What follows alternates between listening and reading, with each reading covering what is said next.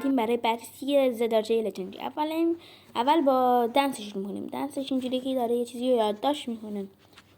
خوبه، بد نیست. دومیش چیز پروفایلی که انگار داره سرش تکون تکون میده. ماشینش قشنگه، قرمز و مشکی، روش نوشته کافی. بعد اسکینش هم اسکین آرتوریه، کچور پوشیده، قشنگه بازم، ولی ماش حالا.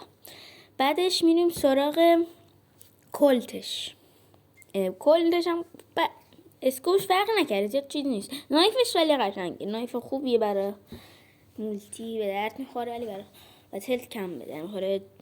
جت پکش هم که خوبه، جت پک قرمز مخصوص پرتولی سیاه. اسموکش هم که اسموک خاصی نیست، فقط قرمز، وسطش هم نوشته کافی.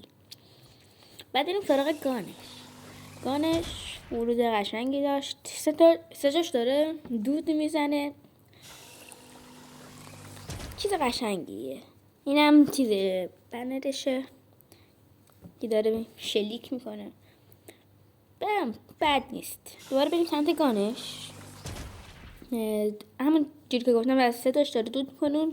پایینش عقبش هم اگه نگاه کنید این چیز یه لیوان قهوه است داره میرزه.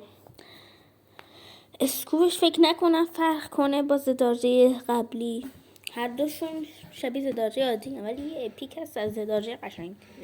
اسکوبش بازتر.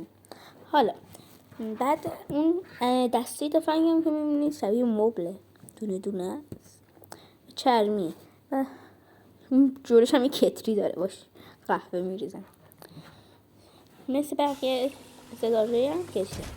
بعد ممنون که این ویدیو رو نگاه کردید. فعلا خدا نگهدار.